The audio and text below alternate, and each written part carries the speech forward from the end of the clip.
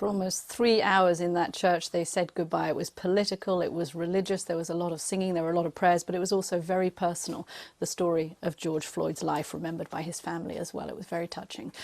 A frequent refrain at that funeral was that Mr. Floyd's death should not be in vain, and that means reforms for America's police and how to keep the country's cities safe. Joining me now to discuss that is Rashawn Ray. He's a fellow at the Brookings Institute. Thank you very much for joining me, Mr. Ray. You have worked with police departments all around the country. Is there one reform above all others, do you think, that would make a difference? Yes, I think there is. Well, first, thank you for having me on the show. The research that I've conducted, and I recently wrote a piece at the Brookings Institution, Bad Apples Come from Rotten Trees in Policing. I think one major reform that I highlight is restructuring civilian payouts for police misconduct. What happens in the United States is that when someone is killed by police, rarely are people brought to justice for that. So rarely is a police officer charged. Even more rarely is a police officer convicted, well less than 2% of the time. The other thing that happens is there is oftentimes a large civil payout. So for George Floyd's family, they will end up probably getting millions of dollars in a civil settlement. Those monies come from taxpayer dollars. What I'm asserting for is a shift away from taxpayer money to police department insurances. This becomes similar to the way that hospitals do it, the way that we do for malpractice insurance. This will allow for police chiefs to say that an officer is costing them more money and causing more harm, like we've seen with Officer Chauvin, who had nearly 20 police misconduct allegations.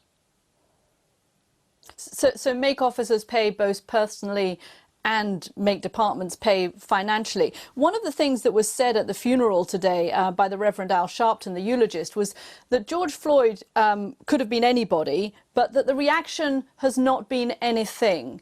Do you think this moment is different? Do you think it is something new? I think this moment is different. I think there is something about seeing a person take their last breath, yell out for their mama who died nearly 2 years before, underneath the knee of a police officer. Everyone's seen it on video.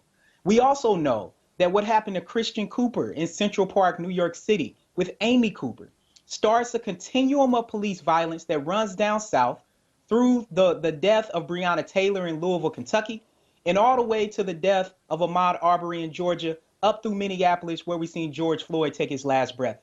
I think we're seeing a racial diversity when it comes to protesters that we haven't seen when it comes to the movement for Black lives. And I do think this moment is different. All 4 of the officers have been fired.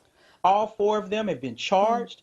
In Central Park, Amy Cooper lost her job. She lost her dog due to animal cruelty. The police chief in Louisville, Kentucky resigned. And in Georgia, 3 people have been charged for murder for killing Ahmaud Arbery. So I do think this moment is different, and I think we'll see change. Mr. Ray, at the risk of revealing your age, you've written that you are 40 and that you've been pulled over by the cops in America more times than the number of years that you've passed on this earth. Do you hope that the next 40 years, do you think the next 40 years we're going to see fewer times that you get pulled over by the cops? I mean, honestly, I surely hope so. You know, I think part of what happens in the United States is that blackness becomes weaponized. So even when Black people do not have a weapon, they are still susceptible to police violence. There's one statistic that highlights George Floyd's life, is that Black people are 3.5 times more likely to be killed by police when they're not attacking or have a weapon. And oftentimes we have to recognize that we cannot outclass racism.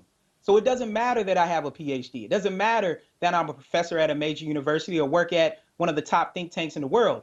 None of those things sort of matter. All that matters is that people see Black skin. And that is something that needs to change. And that's what people are protesting for.